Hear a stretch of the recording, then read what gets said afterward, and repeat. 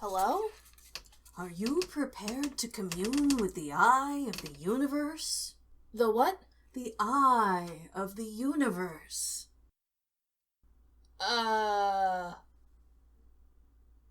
It's older than the universe itself.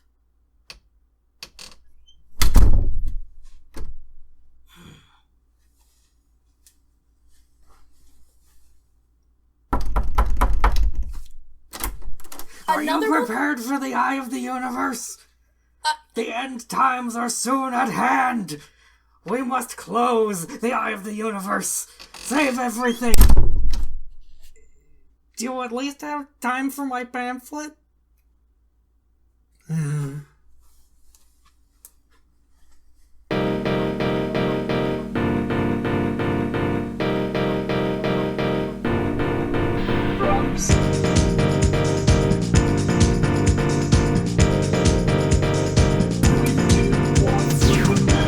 Welcome to the Lab Not Multiplayer. I'm Honeyshuckleex. I'm Sackbot Barbecue. And I'm Giggleklutz.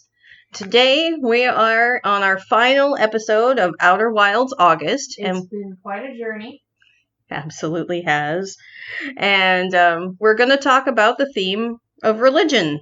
Big time spoiler warning for both Outer Wilds and Echoes of the Eye. If you don't want to be spoiled, then save this podcast until you've thoroughly soaked yourself in the material. Then come back. The episode can wait. Yeah, and there's a good chance that we're going to call back to some other episodes we've done in this series, so we recommend that you watch them in order, but you don't have to.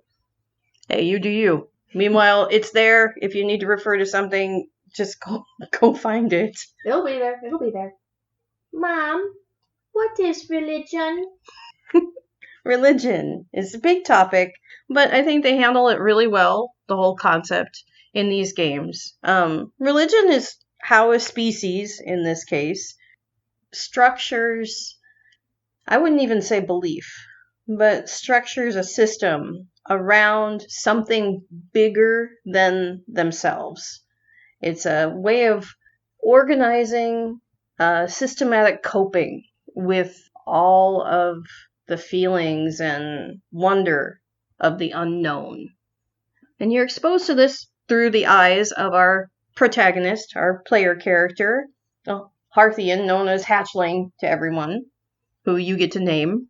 And the Harthian Society seems to be a curious, nature-loving, space-loving, science-loving, secular society. When you wander around the village and listen to the people talk and you go into their museum, there's nothing resembling any sort of spirituality, really, or religion, unless you count their love of science as their spirituality, which is valid, but that's not going to be the way we look at it quite today. They just kind of seem to be chilling a lot of the time, just hanging around, throwing stuff at ghost matter, shooting rockets into the sun, things Harthians do. Do they even really talk about the fact that they don't know what ghost matter is or where it came from? There's like a single plaque. Okay, well at least there is a plaque. There is that. I mean, it's part of the tutorial, that's why it's there. Right. So the way that our protagonist is introduced to religion is by exploring the ruins of the Nomai and discovering that they have created a religion around the signal that they got, that they named the Eye of the Universe. The very idea is nothing like you've ever seen before, heard of before.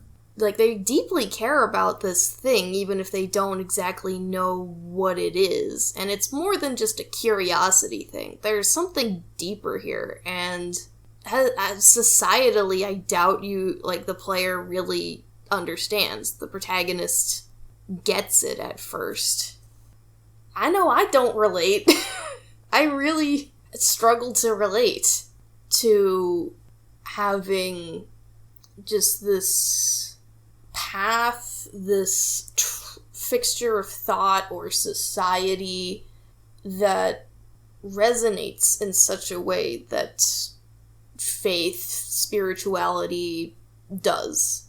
And most games don't delve into it in a deep way like this game does. Kind of as a stepping stone, I guess. I don't know. I would argue that lots of other games delve. It's just not have ever touched you before. I suppose there could be an argument made for that. Maybe I'm just thinking about the ones that have, like, primary religious figures in their universes. And they're normally just, like, used to justify different game mechanics or, like, different buffs for your character, or... Like, religion used in that kind of way is... Well, it's definitely not spirituality. Well, it doesn't evoke an awe response in the player. No. And that's kind of what we're getting at. Yeah, it's like you can have a strong emotional response to upping your DPS, but chances are it's not gonna be like, this jaw-dropping experience like nothing you've ever felt before. It's not typically how things go when you watch numbers go up. Speak for yourself.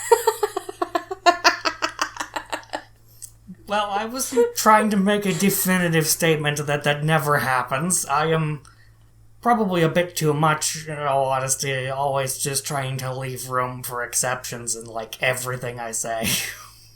Yeah, and of course religion is a topic that can be quite divisive, but we are literally just talking about religion as a theme and how it's expressed in the fictional universe of the Outer Wilds. Yeah, and as we're only talking about Outer Wilds, it's not like we can even have a full encompassing conversation if we wanted to. Because, Outer Wilds has a few aspects that they want to portray and discuss, and they do. I would say they do it very well. Ditto.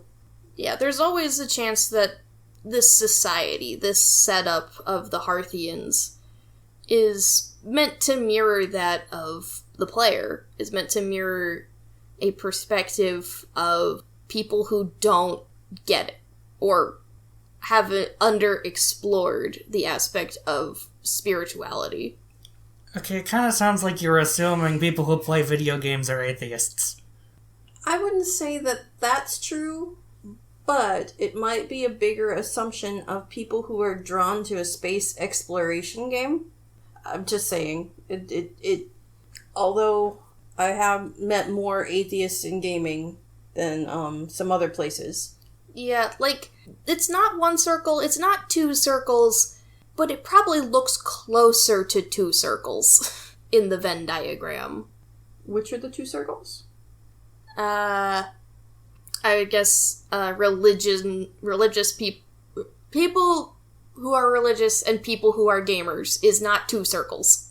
No, not at all. But that is definitely a topic for a different day. Yeah, of course. It's like the thing about, thinking back to the eye of the universe, it's like what significance it can hold is just, when it immediately, is presented as this thing that is older than the known universe itself.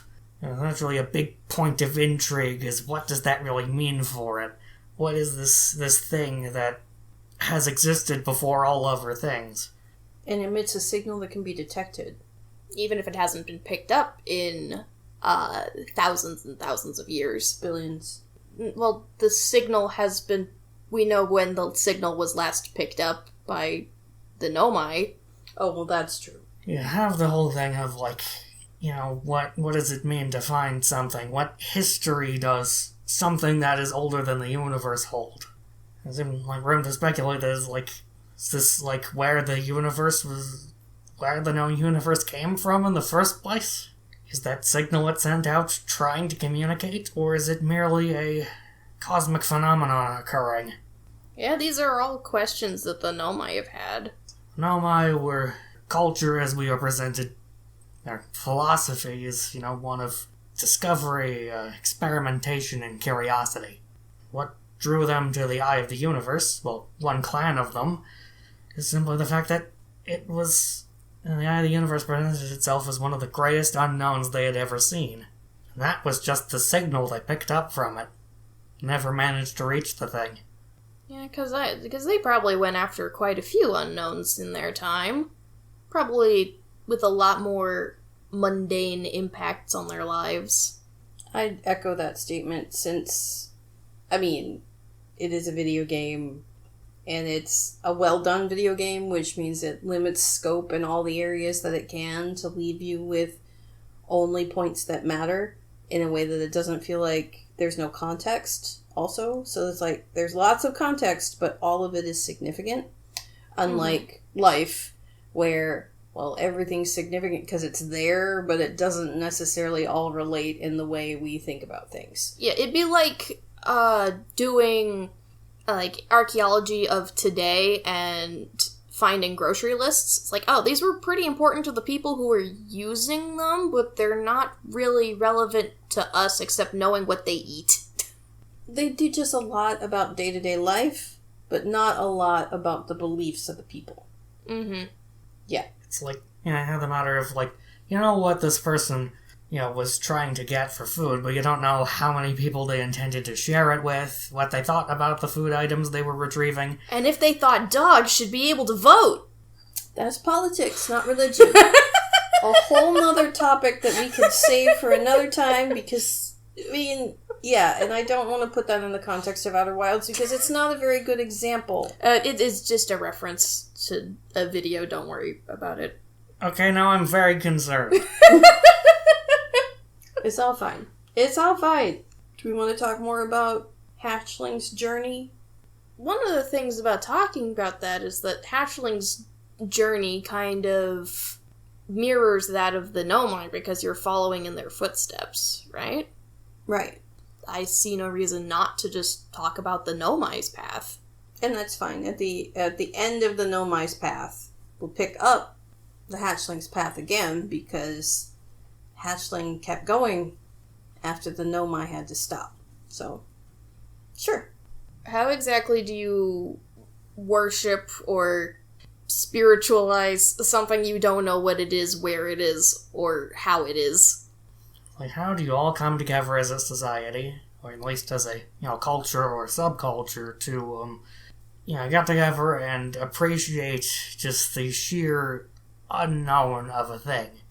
Well, first, you have a symbol, often, and they definitely have a specific depiction of the Eye of the Universe signal. Even though they only had it for a very short time, they recorded it, and they put it in all of the writings that they talk about the Eye, and in their spiritual gathering places for the Eye. There's big depictions of the Eye of the Universe. It's spiky. It's like a cactus. No. Oh. I don't think it's like a cactus. Cactus are not spiky on the bottom. Oh. Well, it's kind of like a cactus in the sense that it's this big prickly thing, but instead of feeling pain when it pricks you, it sparks intrigue. Alright, I'd hug that cactus. I don't think you have big enough arms. Yeah, that's the biggest problem here. That's the biggest problem with hugging the Eye of the Universe. Yes. I mean, there was the whole bit where, some people went to go, hug the Eye of the Universe and anglerfish happened. That was a thing. Yeah. Well, what the Nomai were going to do is probably more akin to hugging than stabbing. Yeah. Which, I do love that about Outer Wilds. No war. No weapons. No stabbing. So, it was, very much framed as, not like something to go... The Nomai were trying to understand the Eye of the Universe, not necessarily claim it for themselves in some fashion. Well, they did find a second way to connect to the Eye, finding something near them that was at least somewhat like it. The Quantum Moon. So that kind of became their path, I guess. Their tiny stepping stone to having understanding. Like, if they have two concrete points, it's that the signal was broadcast into the universe, and that the Quantum Moon takes them somewhere they've never seen anything like before. And how did that feel for you, going through the quantum moon pilgrimage? Well, I mean, I know one part of it was, like, trying to use the quantum moon shrine, seeing quantum rock, and just going, that's it! And thinking we found everything on the moon, so just having that excitement was certainly interesting. Like, what was the lead up to that journey, though? What brought us to looking at this quantum rock wall and saying, whoa, okay. Well, I mean, there was a lot of preparation. We did a lot of trial runs trying to figure out exactly how to get there, because, you know, you need to, like, have the photo, you need to, like, make sure the scout doesn't get too far away to get auto-recalled. We also had to learn all those things we needed to do to get there in the first place. Yeah. And it did feel kind of mysterious and wondrous to go there for the first time. It really, really weird. It's like it's somewhere you've known, but also not. It is the peculiar reflection of the solar system. You can see all of its parts in it. They are not in the shape you'd expect. They are not at a standstill. Yeah, no. Yeah, the quantum moon orbits between all of the planets. Changes where it is, what body it is the moon of is, it's different every time you look away. And 2, in turn, orbits the eye of the universe. Well, I mean, it probably orbits, we can't actually prove that. I mean, I believe Solanum says that it is the eye's moon.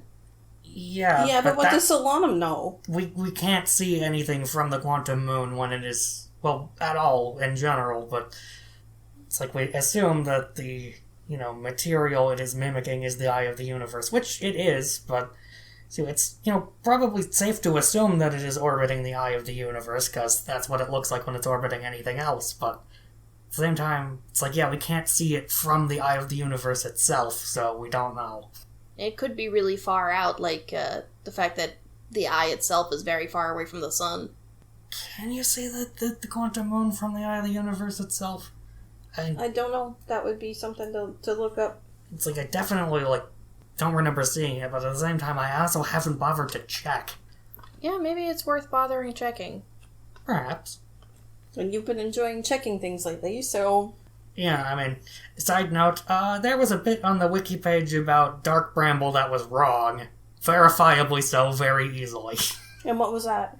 Been in a section of, an old version of it, but it specifically mentioned that your speed going through, when you enter one of the nodes, you go into the new space at a certain velocity. Oh, no, you don't. Yeah, No. That seems to be wildly inaccurate, so... No, your speed is definitely reduced drastically, but it won't speed you up ever, and when it reduces you, it does proportionally. If you're going through really slow, you'll coast through even slower. Having witnessed you going through Dark Bramble, I can attest. It definitely is proportional. That was a dig, by the way. Just somebody did not appreciate my approach to Dark Bramble. I tried my best to just let you do it. It worked eventually. Well, the anglerfish had to go hungry, so they weren't happy about it either. And we learned a lot about how close you can get to anglerfish. We learned a lot of valuable lessons on this journey. Oh, yes, Mm-hmm. Absolutely. So, to circle back to the Nomai, and do we have anything more we want to talk about the quantum pilgrimage? And when we, finally got the quantum moon to its 6th location, and, actually got it to where the door opens to something besides a wall. So yeah, there was, the experience of meeting Solanum, meeting a living Nomai. Something that had, seemed from the evidence of them being extinct in the solar system for so long, and, finding their remains everywhere. It's seemed impossible. The eye is just full of impossibilities. It's like perhaps the eye is made of impossibilities. Perhaps it's comprised of none of them. But anyway, meeting Solanum was an experience I literally described as mystifying. Going out here and meeting another living person out on the quantum moon like that was already something, but yeah, not even just a living nomai, but one we had heard the history and stories of before. Yeah, we'd heard the legend of Solanum, who went to the quantum moon, and here she is. Well, what did the story of Solanum, one, suggest about this religion of the Nomai? And two, tell you about Solanum? Well, for me, it told me that it's normal and accepted in Nomai society to not only question this, but it's okay to be afraid. Yeah, it's like the eye of the universe is a big curiosity and unknown, which makes it a religious center. So having hypotheses and speculation about its nature is kind of the whole point. Having questions and wanting answers. And debating it with your peers. There doesn't seem to be any, standardized texts about it. Every mention of the eye is a historical take on this is what happened, or this is my personal thoughts on the whole thing. And it's a sort of scientific... It's very open to science. These are very scientifically minded people. And they still have these gathering spaces around a symbol that represents something bigger than themselves that is a complete unknown, or a mostly unknown. The only thing they have is the signal and all of their attempts to relocate it. That's a pretty amazing way to represent a God concept. We're searching for God, but maybe God was the discussions we had along the way.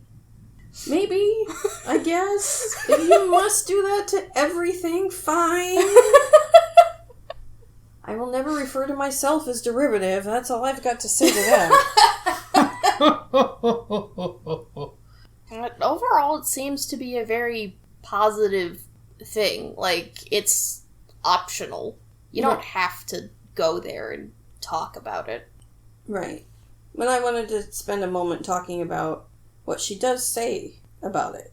It's not just that she's afraid, and it's not just that she's allowed to question, because she has an opinion that she changes her mind, right? At first she's afraid and wondering whether or not the eye actually is benevolent or neutral, even that it might be luring people to hurt them. They don't know. They don't know if the eye is like an anglerfish light. Is it bringing you here to harm you? Because let's face it, when they followed the signal, it was disastrous for them. But what did they use this whole thing for? That was the thing that moved me the most out of what Solanum talks about, was about how they used the whole concept of the eye and the quantum moon pilgrimage to talk about their history, to put their history into context. It's like, why are they in the solar system? Oh, because of their awe and curiosity and drive to find out more about this eye of the universe. Even though it killed a third of their clan, even though it divided their people in half, they used that same symbol to connect their separate threads back together again, to talk about how their culture is now is wrapped around this search for the eye of the universe, without anybody having to sign wholeheartedly onto one or another perception of what they were going to find. It's brilliant, in my opinion. Well, there's no subscription to one, religious canon. There is no talk of unbelievers. No prayers. There's no even personification as the eye of the universe as sentient, necessarily. Yeah, I mean, they call it they have called it like a voice, wondered if it is sentient. Is it calling out? Why did it stop? But it's still up for debate. No one is saying that it is. No one is telling you what it is, aside from this is what we know, which really excites me. It makes it a very soft landing point for science-minded people to be exposed to the cultural significance of spirituality.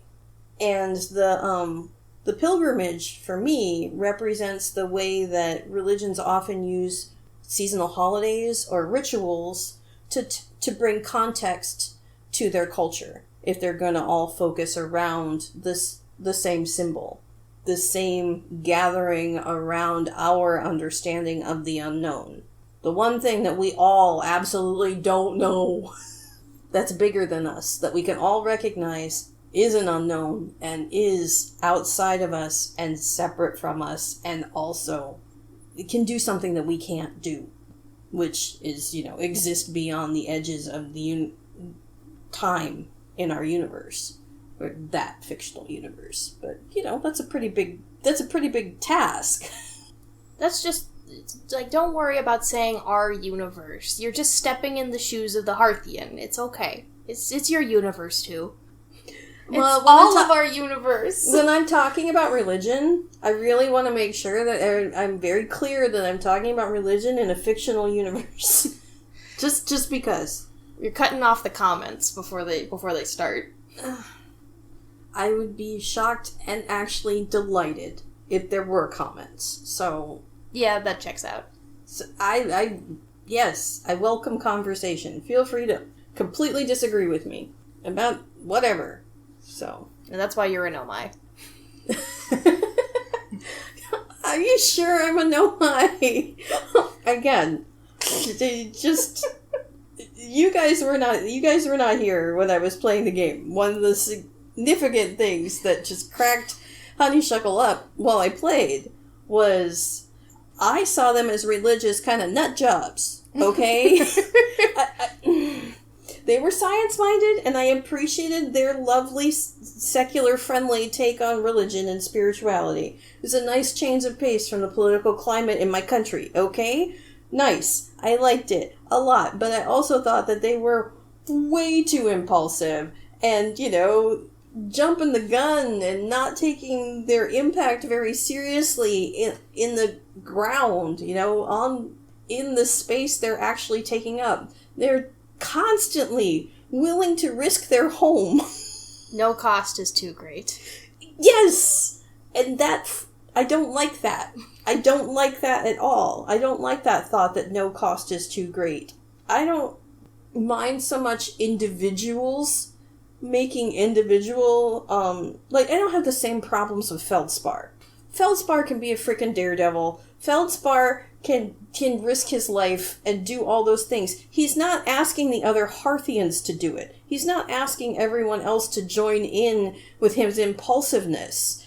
In fact, even he would probably laugh. Or they, would probably laugh and say, of course, there's only one me. Mm-hmm. Yeah, they seem pretty genuinely surprised to see you. It's just like, hatchling, hi. I didn't think you had the guts. It's just like, welcome. Especially so soon. Time. What do you know?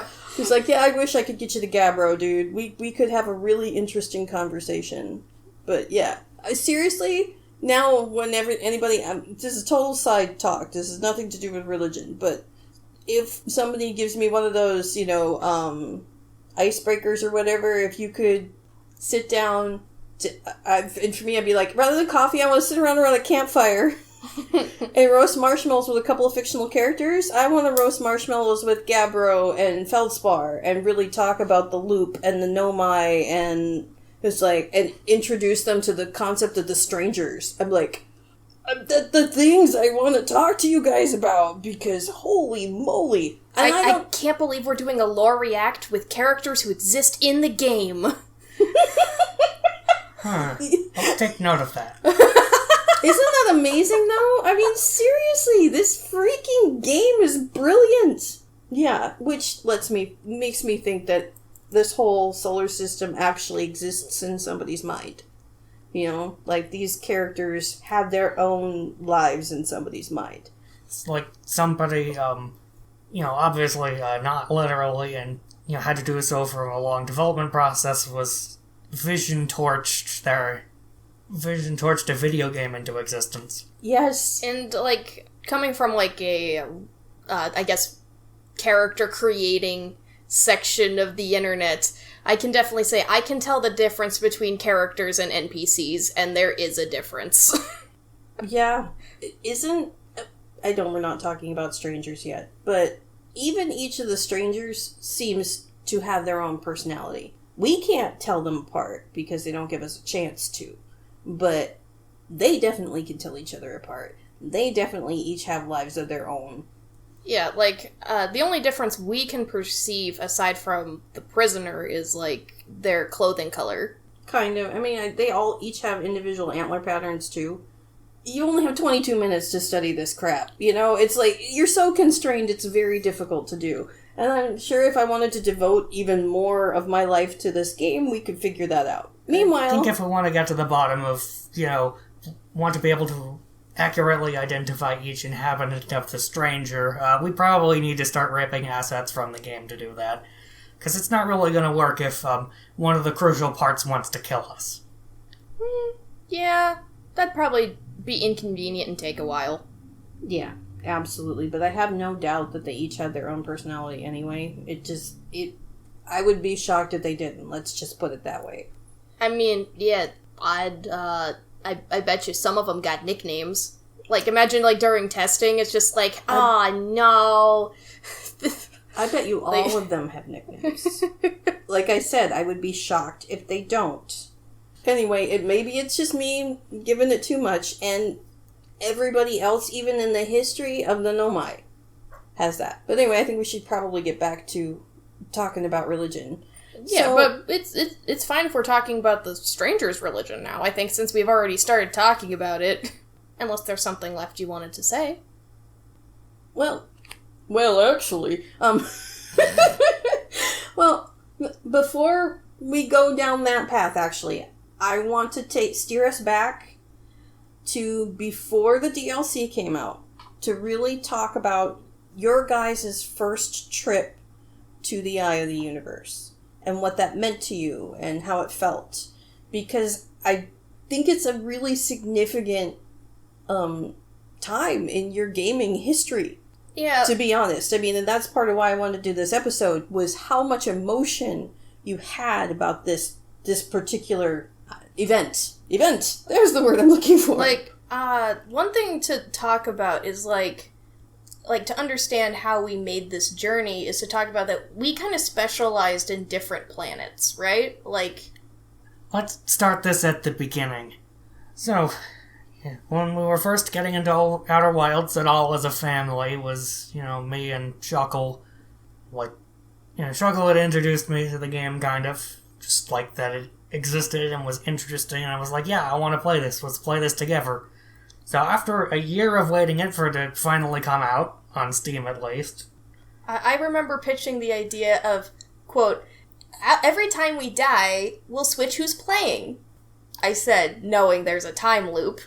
So yeah, anyway, after this, it all began, like, I'm not sure if we started having this, like, the conversation of this all happened back in 2019, but it's like we were in the midst of the pandemic when we finally got to it. Finally got to play it, and, I for one was, I had a lot of heavy stuff on my shoulders. I was, in many facets kind of already thinking about sort of an end of the world. Yeah, we were kind of living it. Still much of it that hasn't happened yet. But, yeah, it was just this kind of thing of, touched on a lot of stuff I was, feeling, and it was also uplifting to just have, a shared experience like that was, just could really get into it and have a lot of fun with it. Yeah, anyway, as you were saying, we specialized in different planets, because, we both took interest in different things, so we kind of coordinated. So if you were curious about a thing, you'd, let me know, and I'd pick something else, and vice versa, or... Sometimes it'd just be like, you seem kind of stuck on that thing, I'm gonna take a look at it, and we'll see if we find anything. And as such, you kind of became the Dark Bramble specialist, I want to say. At the very least, you definitely did, there are two phases of getting to the vessel, and when we were actually making the trip to the Eye of the Universe, I handled the Ash Twin part, and then you did the Dark Bramble part. I was definitely, driving when we finally got the warp core to the vessel. Mm-hmm. I distinctly remember how it felt, trying not to panic now that the time loop was over. The instrument that caused it was now in my hands. I could no longer play the Song of Forever with it, merely the Song of the Future. Yeah, we managed to get there first try, right?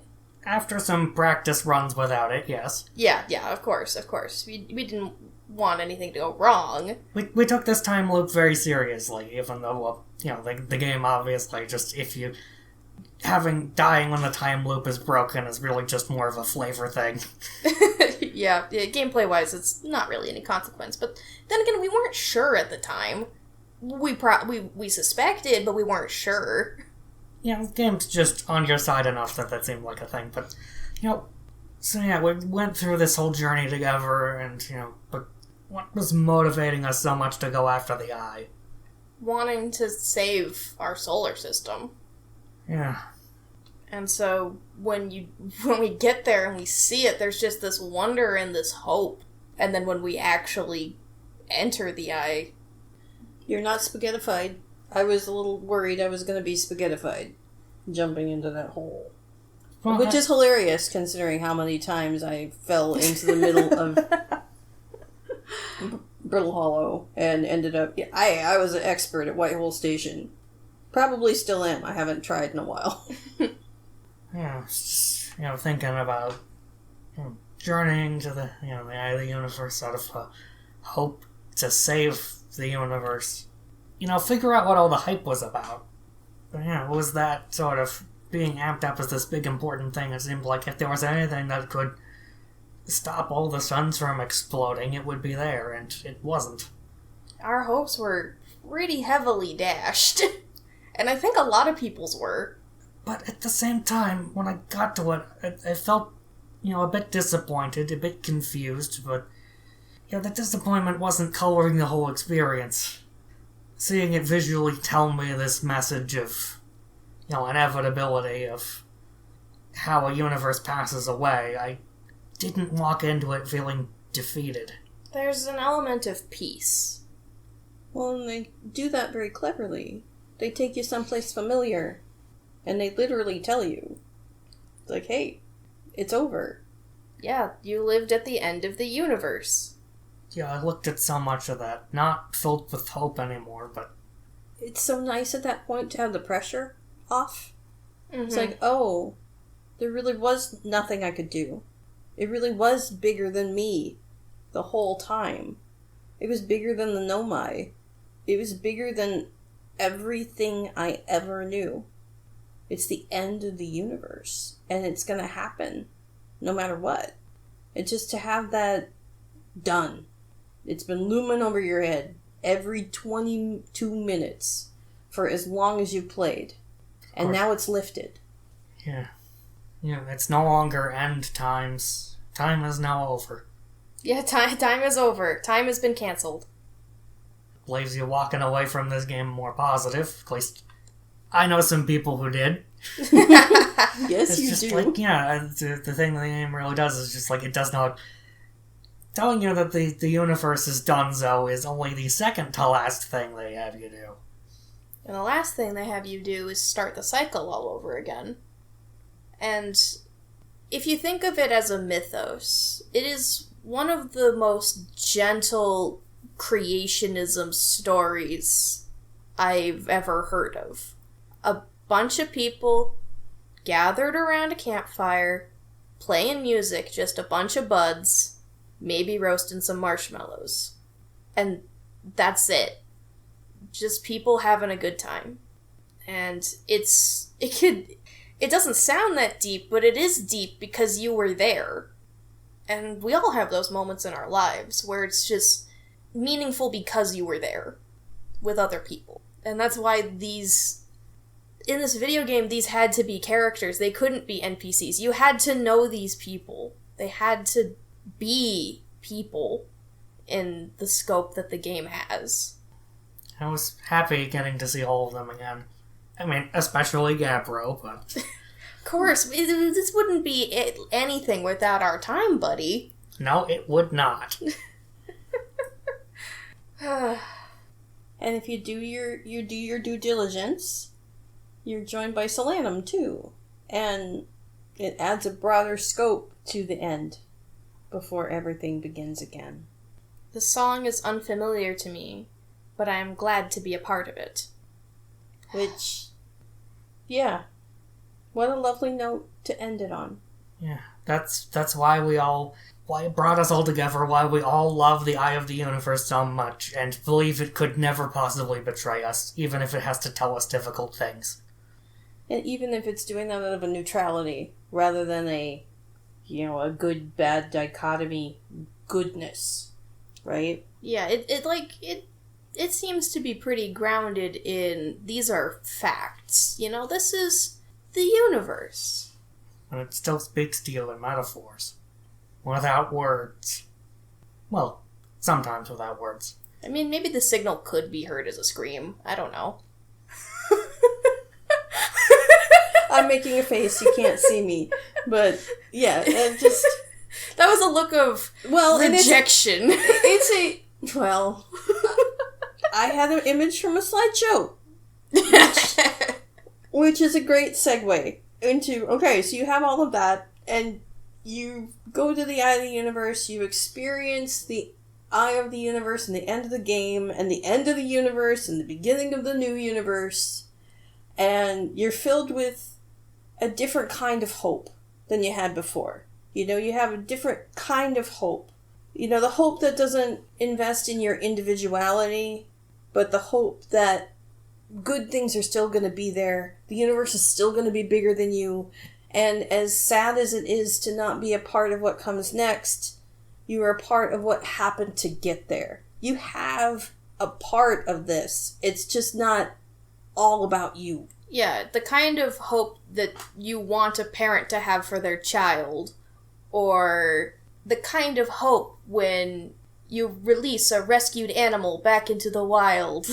Acceptance that the self ends, but there'll be something more. There is something bigger than you. It's out of your control now. It always was. But you got to play a part in it anyway. And so that's so beautiful. It just really, really is.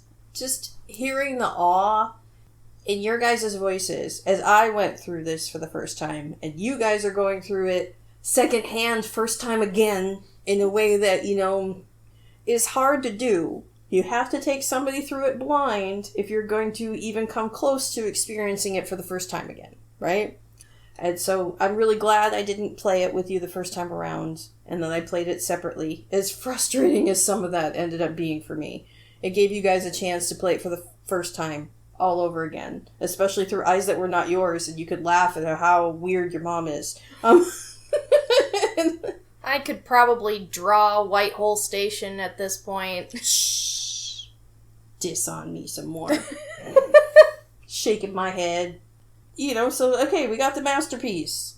Ta-da! We can't top that. And they're like, yeah, I can. Hold my beer. And, and then they bring out Echoes of the Eye.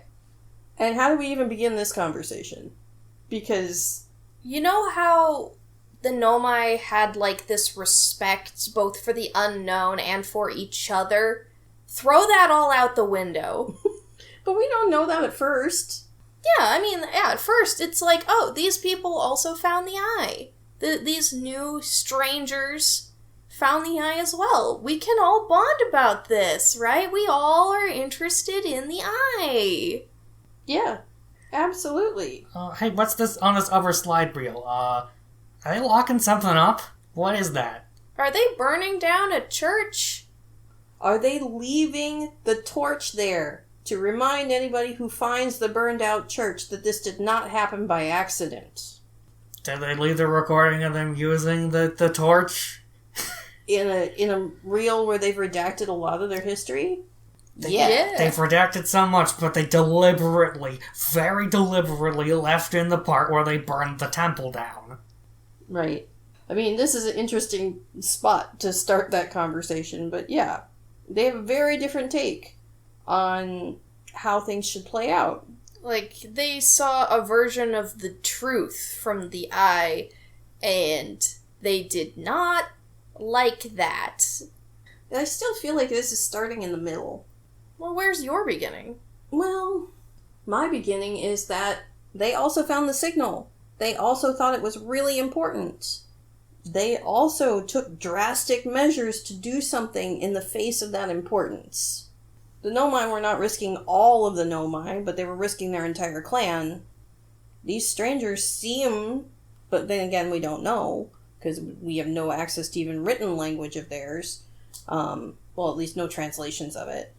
You know, it seems like they packed up their entire planet, their moon, and boxed it up and took it over. Hey, we found a new god. Let's go visit him. Let's go hang out in his neighborhood, because that's the happening place to be. I don't know, but they built churches.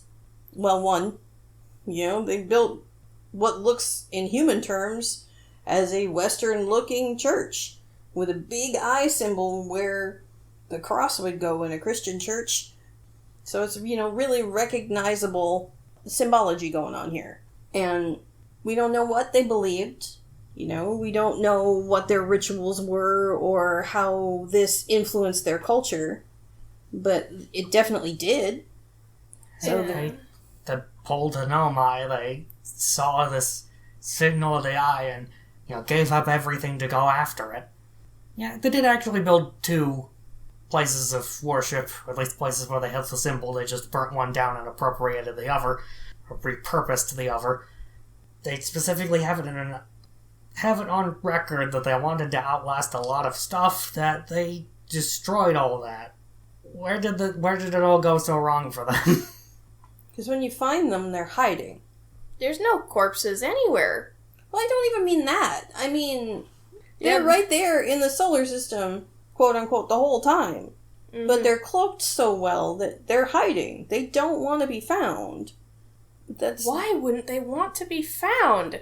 Well, that's a question for a different day. But it does influence how, they react to things.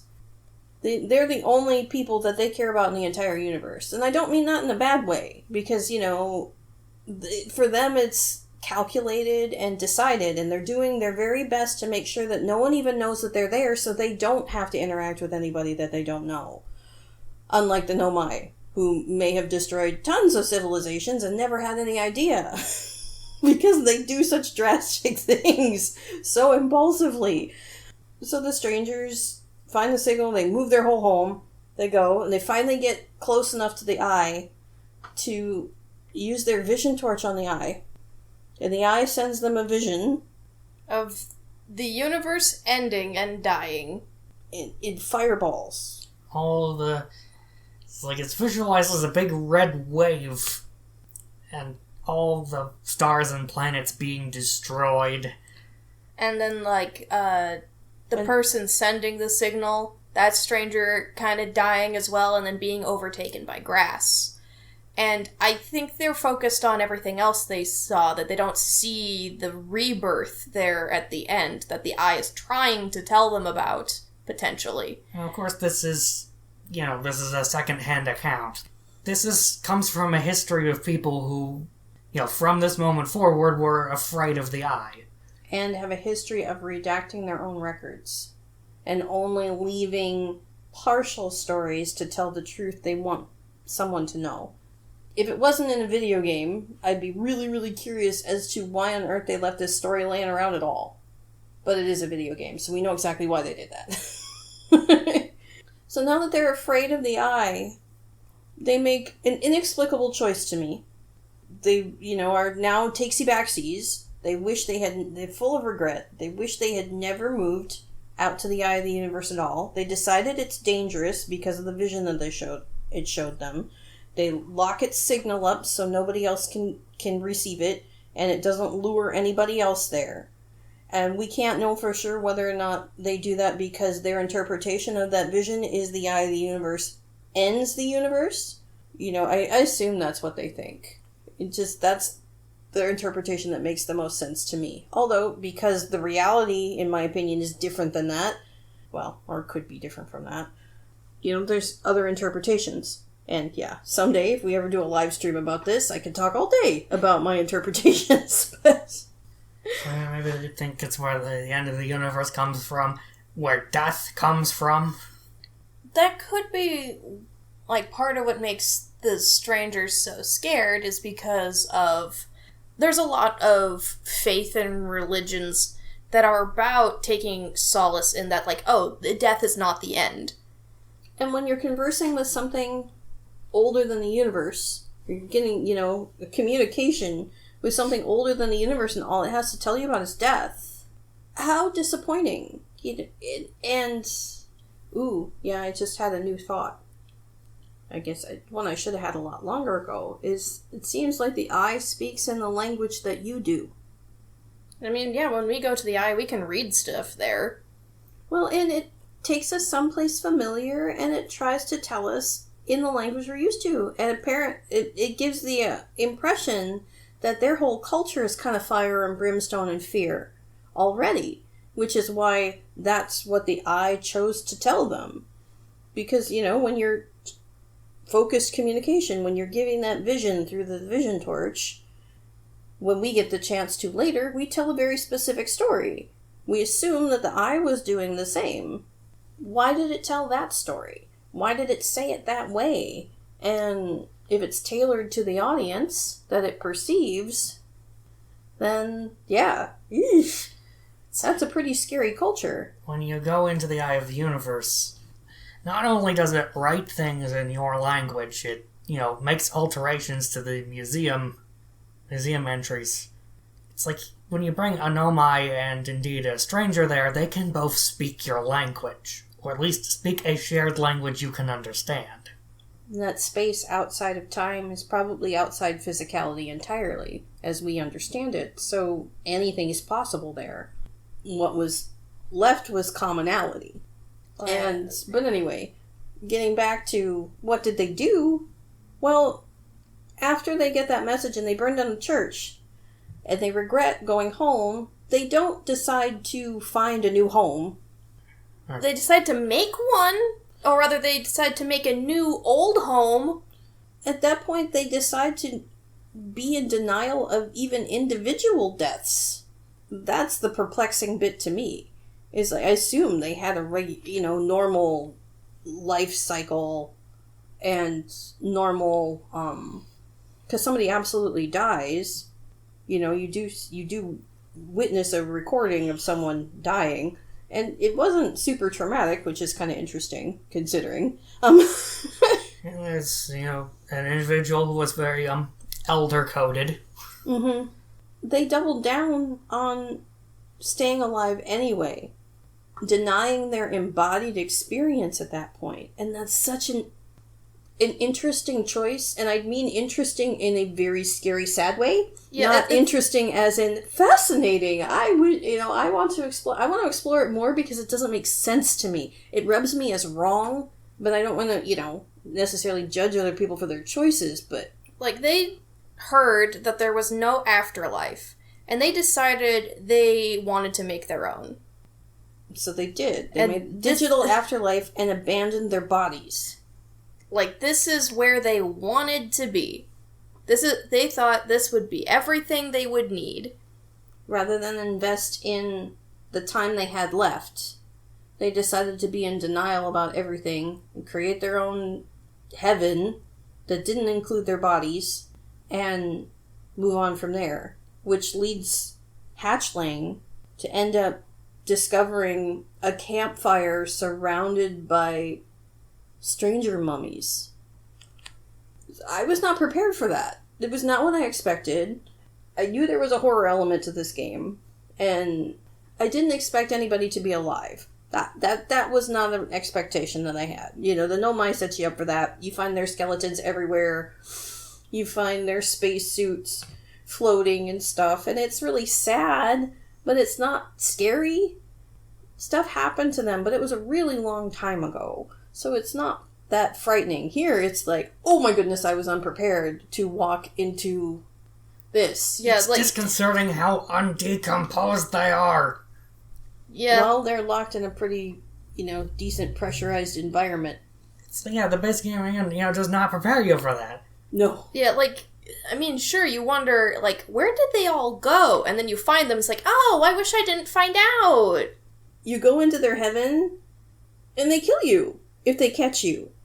You're not allowed in their heaven. And rather than make the best that they could out of what they had left, which they had no idea how they had left, they had over 300,000 years by Hearthian reckoning. You know, at least. Yeah, like, depending on how long the signal took to travel, you know, it could be hundreds of thousands of more, for all we know. Right. We have no idea how far the Nomai jumped to be there. All we know is there was only one little blip of the signal, and they were already in their undead state. Long before then. Yeah.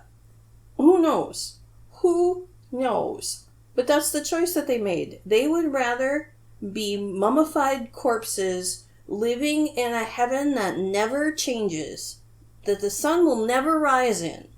So the world they've built seems so beautiful at first, but it proves to be such a hollow, incomplete, shallow simulacrum of the world they once knew and cherished. When they were capable of building something gorgeous, I realized that like, it's dead and neglected. The stranger in its full glory must have been just magnificent. And they could have used that technology that they had to go terraform another moon. They could have terraformed Timberhearth. We would have never existed. And that is what it is, you know? I mean, hell, the Nomai were going to blow up our sun, so, you know, we had odds of not surviving that as well. But I mean, you know, the only thing that makes the Nomai better is they at least had a plan for not blowing everybody up or blowing everybody up. Right, I know. Placing faith in that was maybe not a smart idea, but exactly. They had a plan. Yeah, but impact over intention, guys. Impact over intention. It does make a difference, because, you know, they didn't, do a complete solar system survey, and there was nobody representing the anglerfish, by the way. Well, or the jellyfish. Or the jellyfish. Right. Yep. Never confuse better for not bad. That is just a general life lesson. Yes, we should write that down. Never confuse... I'm not writing it right now. Maybe I will when I edit this. Yeah, I really, really, really appreciate the fact that they added a horror element to their digital realm.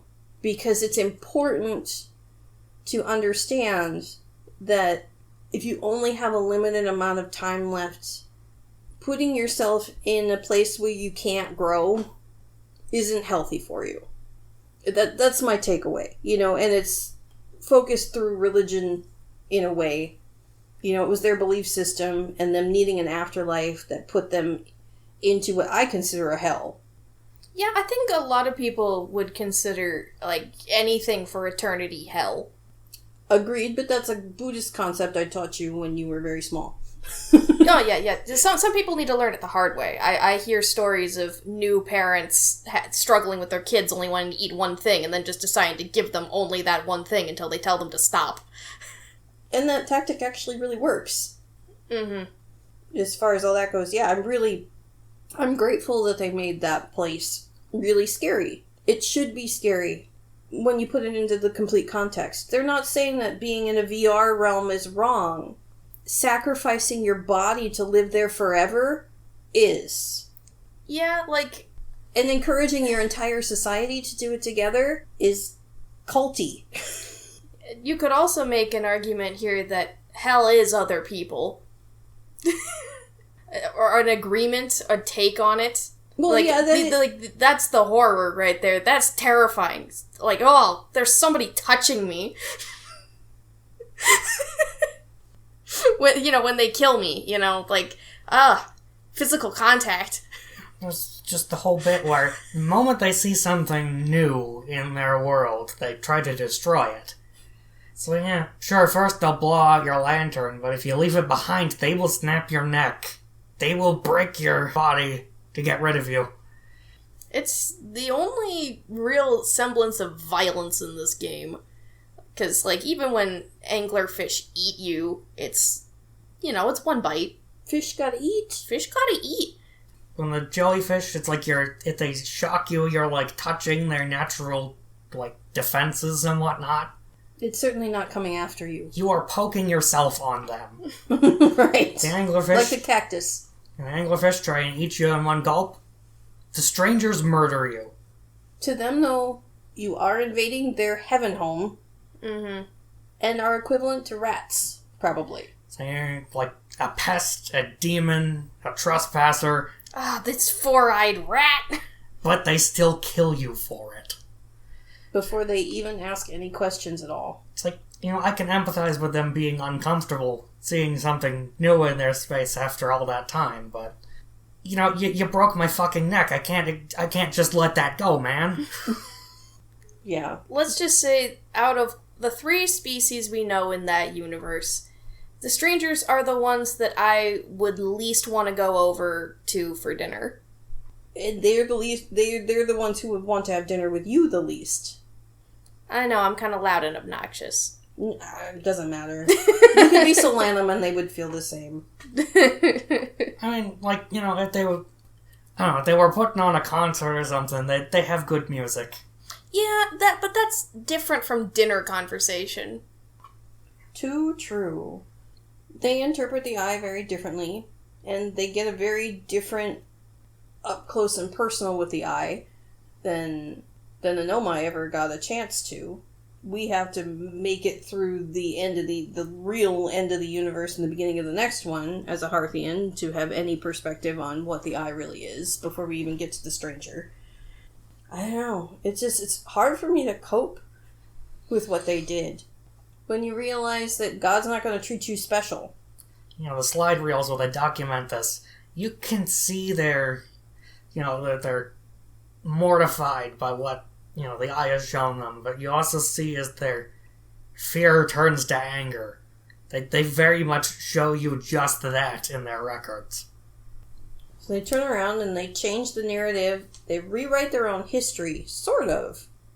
They rewrite it by erasing. They recontextualize their events. Right. There we go. And then they start over in a new, in my opinion, horrific life. They give up on the physical realm entirely. They transcend death, and in turn transcend life. But it's still fallible, though, because they forgot that digital realm needs the ship to maintain it, and they didn't maintain the ship. So even though they created this stranger that can survive the supernova, can survive, for a while, the heat death of the universe, it still appears to be solar-powered. So when the suns all die, it's only a matter of time before their digital simulation runs out of power. Not to mention the fact that, while they've forsaken their bodies, there's still, it doesn't rot, a physical object that connects them to that world. Namely their lanterns. Yeah. As the stranger's physical interior collapses, even in the dream space, it kills off most of their population. Only a third of them survive to the end of the 22 minutes. To be so forward-thinking yet so short-sighted at the same time. Sounds like people that are investing in an afterlife rather than investing in the now that they already have. And that's a scary thing that religion can do to people, is if you're living for the afterlife, you become in denial of your body and what your body needs and your families and your relationships of what they need, unless it's also in service of the same afterlife. I find that a scary proposition, and I'm really glad to see that echoed so viscerally in this game. Not that it's anti-religion, as they showed with the Nomai, but they really make it so it leaves a really terrible taste in your mouth to tear your home to pieces to get closer to God, to give up your body to be closer to God, or to give yourself a new afterlife when God abandons you. So then, what happens when you go back to the eye? After you visit the strangers, you can go back in, and something's different. The way I could say it is you right or wrong, honestly. But maybe that's a little bit binary. Well, it echoes righting a wrong that the prisoner did to begin with. It's like, just because we didn't like what we saw doesn't mean we have a right to shut it off from everybody else. It's not okay to just reject somebody for disagreeing. I mean, you can definitely question it, you can definitely analyze it, but I definitely think forcing somebody into a prison where they can't die is kind of overreacting. It's a choice. Ugh. So you go back to the Eye, and instead of it just being the Harthians and Solanum, the prisoner is there also. And what change does that make? Well, the most superficial is it's just a new part of the song. It's just a new note. But looking deeper than that, it's that people can just come together. You dive as deep as you can into the dark, stagnant quagmire of the strangers and find the only one who wanted to do things differently, the one who can accept someone from the outside. And you take that acceptance with you to the eye of the universe, to the birth of the new world.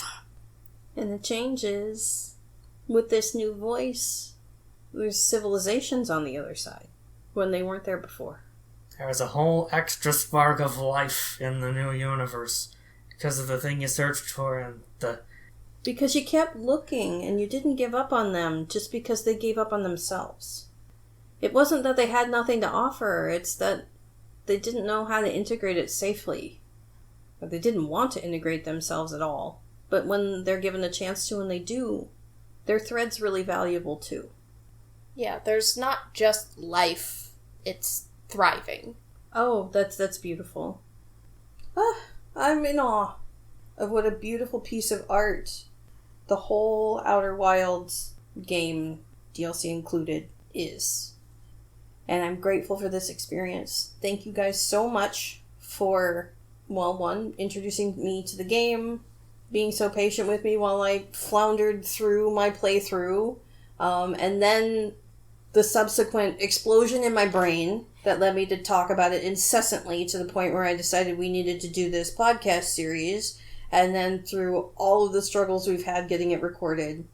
I want to say thank you. Thank you so much for all of this. And I want to thank you for allowing me to not contain my excitement to just one episode, because I would explode.